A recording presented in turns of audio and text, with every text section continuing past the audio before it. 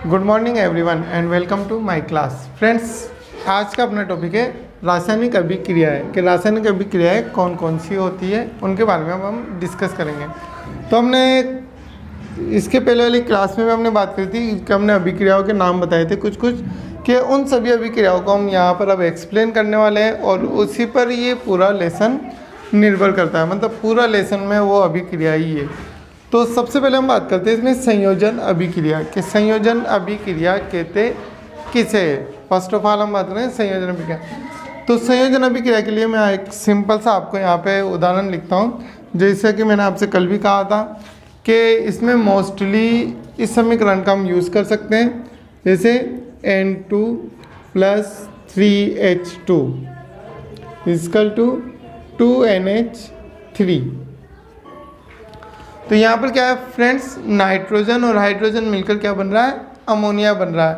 तो संयोजन अभिक्रिया की हम परिभाषा क्या देंगे कि ऐसी रासायनिक अभिक्रिया, ये वाला शब्द तो आप जितने भी समीकरण हम लिखेंगे, जितनी भी अभिक्रिया हम पढ़ेंगे उस सब में ये शब्द का आप प्रयोग कर सकते हो कि ऐसी रासायनिक अभिक्रिया जिसमें तत्व, ये आपस में क्या है, एक तत्व और बहुत सी जगह यौगिक भी, कि तत्व या यौगिक मिलकर एक परस्पर इनका आपस में क्या करते हैं, संयोग करके एक नए पदार्थ का निर्माण करते हैं। तो उसे हम क्या कहते हैं, संयोजन अभिक्रिया। कैसी रासायनिक अभिक्रिया जिसमें तत्व या यौगिक परस्पर संयोग करके एक नए पदार्थ का निर्माण करते हैं, तो उसे हम किस नाम से जानते हैं, संयोजन अभिक्रिया के नाम से जानते हैं। अब स्टूडेंट के मन में कि यहाँ तो केवल तत्व ही है और यहाँ पे यौगिक का निर्माण हो रहा है, तो तत्व या यौगिक क्यों बोल रहे हैं। तो इसमें देखो एक और समीकरण का हम प्रयोग करते हैं, जैसे NH3 + HCl। अब यहाँ पे क्या है, दोनों ही यौगिक है, ठीक है। तो इस वजह से हम क्या करें, तत्व या यौगिक परस्पर संयोग करके एक नए पदार्थ का निर्माण करते हैं। तो यहाँ पे क्या बनेगा, जैसे NH4Cl, एक नए पदार्थ का निर्माण करते हैं, तो उसको हम क्या बोलते हैं, फिर संयोजन अभिक्रिया कहते हैं। अब संयोजन अभिक्रिया जो है ये क्या होती है, दो प्रकार की होती है। एक तो होती है कार्बनिक संयोजन अभिक्रिया और एक होती है अकार्बनिक संयोजन अभिक्रिया। भाई संयोजन अभिक्रिया क्या है, दो प्रकार की, कार्बनिक संयोजन अभिक्रिया और सेकंड अकार्बनिक संयोजन अभिक्रिया। अब जैसे कार्बनिक संयोजन अभिक्रिया क्या होगी, सिंपल सी है, जिसमें कार्बन परमाणु उपस्थित होता है उसे हम क्या कहेंगे, कार्बनिक संयोजन अभिक्रिया।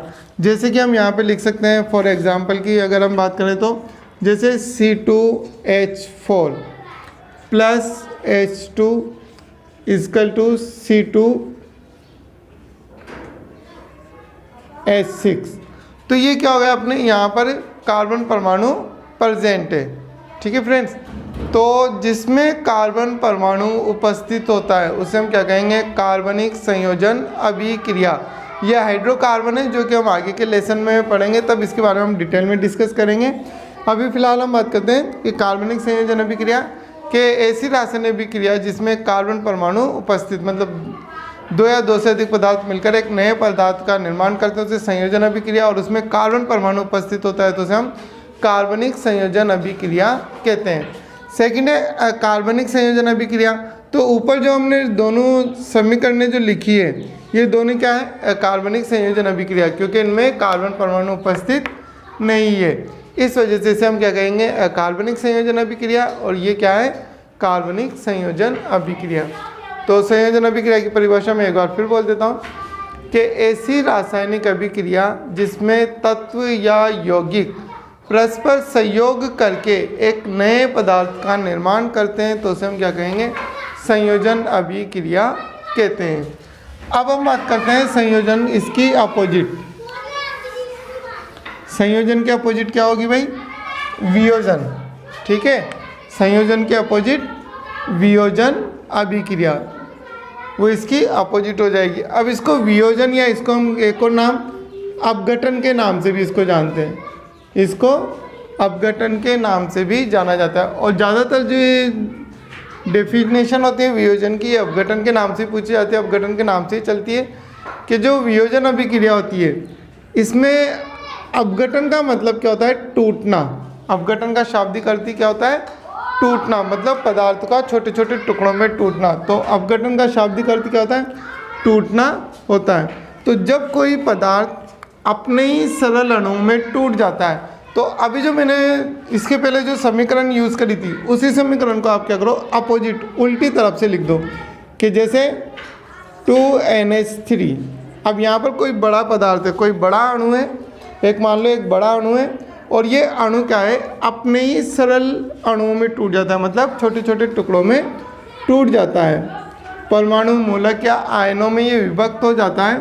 तो जैसे यहाँ पर N2+3H2, यहाँ पर क्या हुआ, अमोनिया एक बड़ा अणु है और ये अपने ही सरल अणुओं में, भाई जिससे मिलकर बना था, उन अणुओं में विभक्त हो गया है, अपने ही सरल अणुओं में टूट जाता है।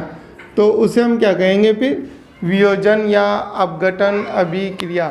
कि जब कोई पदार्थ अपने ही सरल अणुओं में, परमाणु मूलक या आयनों में सरल अणुओं में विभक्त हो जाता है, तो उससे हम क्या कहते हैं? वियोजन या अपघटन अभिक्रिया कहते हैं। अब वियोजन या अपघटन अभिक्रिया जो है, ये भी क्या है? 3 प्रकार की होती है। भाई अपघटन हो किसके द्वारा रहा है?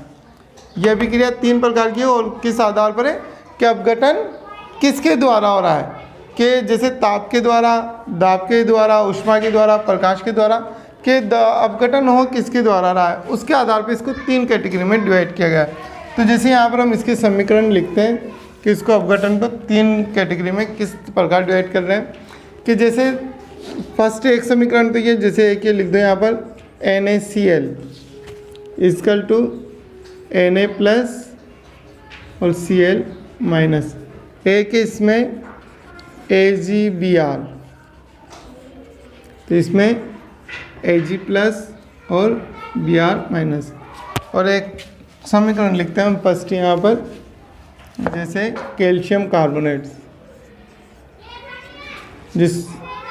अब ये इसमें क्या हो जाएगा? CaO plus CO2, calcium carbonate, या इसको संगमरमर का रासायनिक सूत्र भी ये पूछ लिया जाता है कि संगमरमर का रासायनिक सूत्र बताइए, तो वहाँ पर क्या है? CaCO3।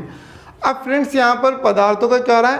अपघटन हो रहा है। इस तरफ आकर ये क्या हो रहा है? अपने छोटे सरल अणुओं में टूट रहे हैं। अब ये किसके द्वारा इनका अपघटन हो रहा है, उसी आधार पे इसके प्रकार है। जैसे मान लो फर्स्ट यहाँ पे इसका अपघटन हो रहा है ताप के द्वारा। इसका अपघटन किसके द्वारा हुआ? संगमरमर का ताप के द्वारा। तो ये किस में टूट गया? चूने और CO2 गैस में विभक्त हो गया। तो अब इसको हम क्या कहेंगे? तापीय अपघटन। कि ऐसी रासायनिक अभिक्रिया जिसमें पदार्थों का अपघटन ताप के द्वारा होता है, तो फिर हम उसे क्या कहेंगे? तापीय अपघटन कहेंगे। दूसरा, यहाँ पे जो अपघटन हो रहा है वो किसके द्वारा हो रहा है? विद्युत के द्वारा। यहाँ अपघटन जो हो रहा है वो विद्युत के द्वारा हो रहा है, तो यहाँ पर हम क्या कहेंगे कि ऐसी रासायनिक अभिक्रिया जिसमें पदार्थों का अपघटन विद्युत के द्वारा होता है, तो उसे हम क्या कहेंगे? विद्युतीय अपघटन अभिक्रिया। ठीक। और तीसरा यहाँ पर हो रहा है इसका प्रकाश के द्वारा, तो फिर हम इसको क्या कहेंगे? प्रकाशीय अपघटन। तो ध्यान रखना फ्रेंड्स, अपघटन अभिक्रिया कि जब पदार्थ अपने ही सरल अणुओं में टूट जाता है तो उसे अपघटन अभिक्रिया कहते हैं। अपघटन का शाब्दिक अर्थ होता है टूटना, और अपघटन अभिक्रिया 3 प्रकार की होती है। अगर ताप के द्वारा टूटता है तो तापीय अपघटन, विद्युत के द्वारा टूटता है तो विद्युतीय अपघटन, और प्रकाश के द्वारा टूटता है तो प्रकाशीय अपघटन कहते हैं। अब इसमें ये नोट डाल के लिख लेना कि जो CaCO3 कैल्शियम कार्बोनेट, ये संगमरमर का रासायनिक सूत्र है, और AgBr जो है ये क्या है? इसका उपयोग पूछ लिया जाता है कि श्याम श्वेत फोटोग्राफी, इस तरीके से क्वेश्चन पूछा जाता है कि श्याम श्वेत फोटोग्राफी, श्वेत फोटोग्राफी में किसका उपयोग किया जाता है? तो वहाँ पर अपना आंसर आता है AgBr का। ठीक है, तो ये आपके अपघटन संयोजन और वियोजन अभिक्रिया। और इसके आगे की वीडियो में, इसके आगे का टॉपिक जो है नेक्स्ट वीडियो में मैं आपको फ्रेंड्स अपलोड कर दूंगा। और एक बार फिर से आप सबसे एक ही बात कहूँगा कि घर में रहे, सुरक्षित रहे, and thank you for watching.